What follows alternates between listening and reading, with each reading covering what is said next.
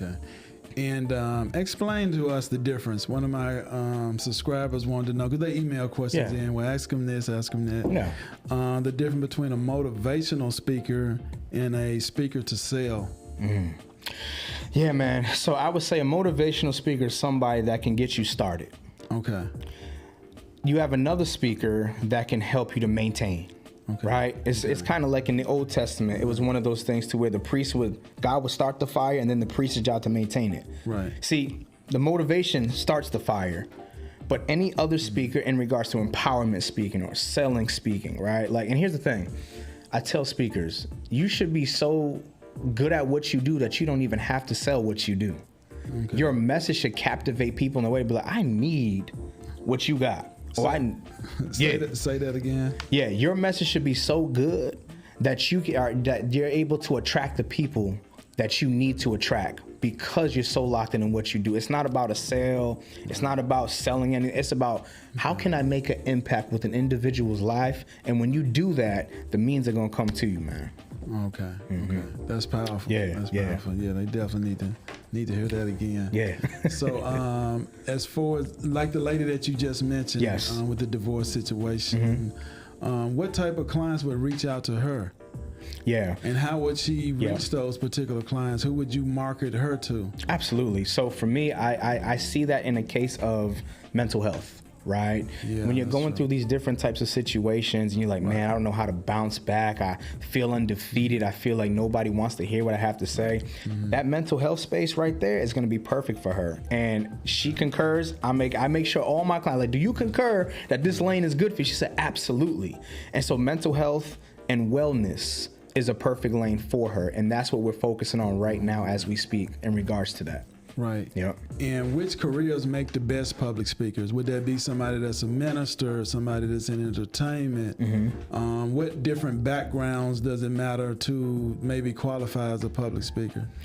I would honestly say it doesn't matter. It doesn't matter. It doesn't matter. You go from a homeless person to anybody. Absolutely. Right. Yeah, because I was homeless. Right. You feel what I'm saying? Okay. And I became one of the most sought out speakers. So for me, it's just one of the things that you just got to understand that somebody needs what you have. You know what I'm saying? So, at the end of the day, it does not matter. Don't get caught up in all that. Just do what you do at a high level. Yeah. Oh, okay. And for its techniques. Yeah. I know there's different techniques for different speakers based off what they've been through and their experience. Just kind of give us maybe a couple of examples of how that works. Yeah, absolutely. So you're talking about like stage presence and things of that nature? Yeah, let's break into stage presence a little bit. I know you shouldn't be fidgety. You shouldn't be. I know it's certain things that you shouldn't do. Yeah. I just want you to kind of break it down. Yeah. So one of the things that I tell, actually, I was speaking at an event with one of my brothers, man, and we was critiquing some of the speakers. And one of the things that I told the speakers was, you need to walk the room, don't wear it out. In other words, so many times when you're pacing back and forth, people are like, yo, you nervous. Or they're real nervous when they're not really trying to pay attention to you like that, but they're really trying to just get out what they need to say and then leave the stage. And so also when we talk about walk the room, don't wear it out, the high heels, you know what I'm saying? Like the click, clack, the click, clack, the click. I'm like, oh my God, I can't pay attention to the message because I'm hearing click, clack, click, clack. So that's one thing. Walk the room, but don't wear it out. Another thing that you need to focus on is it's not about you. You need to understand at every stage that you hit, you're speaking to the old you to get them to the new you. Whew, I'm gonna say it again. Yeah. You're speaking to the old you to get them to the new you. And when you do that, you understand that it's not about reaching everybody, it's about reaching a specific somebody in the audience. Because everybody's not tied to your voice. There's a passage that Jesus said that I love best. He says, my sheep know my voice. Well, your sheep know your voice. You feel what I'm saying? And you're not gonna have to force it. You're not gonna have to feel that you have to be something that you're not. No, your people know your voice.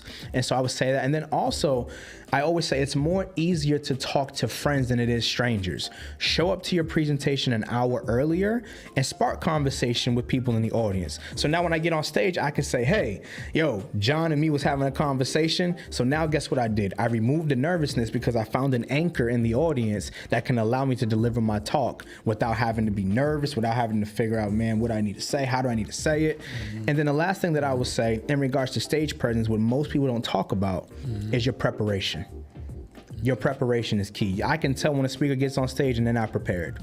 I can tell us what some of the tips are. Yeah. So they start mumbling over their words like crazy. They start saying, man, I can't believe, this and that. And I'm just like, their messages all over the place. It's like, no, like your preparation is going to determine your elevation. And I tell speakers, like, you don't wait to get paid in order to get paid. You need to be doing this when nobody's watching you. It's the work that you do when the lights are off. Like we in here right now, right? You was doing this before the lights came on. You were doing this before the mic came in. You were doing before the cameras, right? And so it's like, what do you do when nobody's watching you? That determines the level of success on your stage presence when you hit the platform.